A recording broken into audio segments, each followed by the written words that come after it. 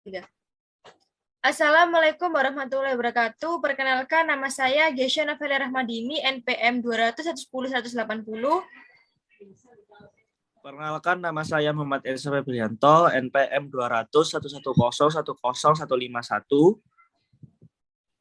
Perkenalkan, saya Muhammad Rehan, NPM 200 1101 01 0158. Kami dari kelompok 4 dari mata kuliah Perencanaan Pembangunan.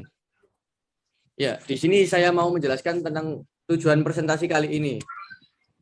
Tujuan presentasi kali ini yaitu untuk memberikan informasi terkait hasil dari analisis perencanaan pembangunan di suatu wilayah Kabupaten Bitung, Provinsi Sulawesi Utara. Selain itu, presentasi ini juga memberikan informasi pembelajaran terkait perencanaan pembangunan yang nantinya dapat dijadikan sebuah pengetahuan dengan berdasarkan data-data yang digunakan dalam analisis kali ini. Untuk selanjutnya bisa dijelaskan oleh rekan saya. Nah, untuk sumber data yang kami gunakan, di sini kami menggunakan sumber data melalui website https://bps.co.id, yang dimana BPS ini adalah Badan Pusat Statistik yang dimiliki Indonesia, yang dimana mengumpulkan sebuah data atau seluruh data statistik yang ada di kota atau kabupaten maupun provinsi yang ada di Indonesia sesuai dengan peraturannya. Iya, untuk alat analisis yang digunakan kami adalah Microsoft Excel. Untuk selanjutnya bisa dijelasin sama rekan saya.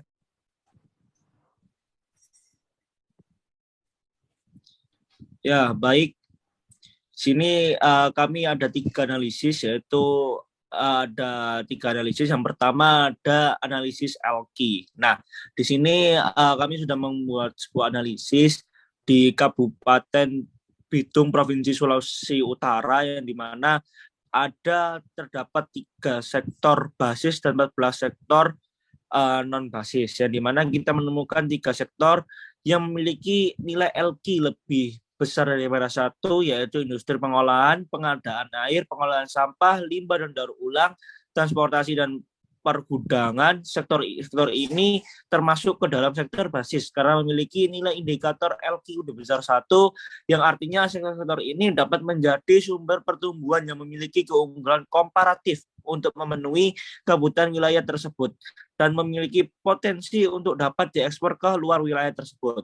Sedangkan di sini ada 14 sektor yang tersisa memiliki nilai LQ lebih kecil daripada 1, yaitu pertanian, kehutanan, dan perikanan, pertambangan dan penggalian, pengadaan listrik dan gas, konstruksi, perdagangan besar eceran, reparasi mobil dan sepeda motor, penyediaan akomodasi dan makan minum, informasi dan komunikasi, jasa keuangan dan asuransi, real estate, jasa keperusahaan, jasa kesehatan dan kegiatan sosial, jasa lain-lainnya.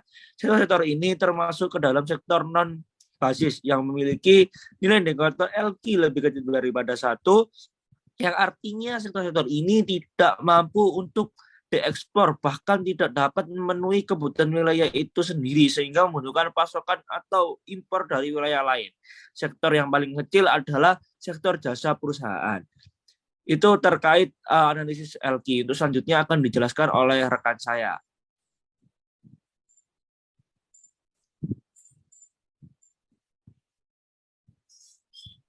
Baik, di sini saya akan menjelaskan untuk analisis Swift Share. Untuk analisis Swift Share sendiri adalah teknik analisa yang dapat digunakan untuk mengidentifikasi beberapa faktor yang mempengaruhi perbedaan pertumbuhan dan kinerja perekonomian yang ada di beberapa wilayah yang berbeda. Untuk mencari Swift Share, kita terlebih dahulu mencari National Share, Proportional Share, dan Differential Swift. Selanjutnya, kita akan mencari Swift Share dengan menambahkan ketiganya tersebut. Selanjutnya, kita mencari SNIJ dengan menambahkan Proportional Swift dan Differential Swift yang tujuannya untuk mencari progresif dan tidak progresifnya.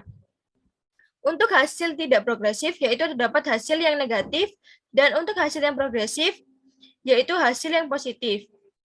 Selanjutnya, kita mencari posisi relatif yang terdapat pada sektor-sektor tersebut.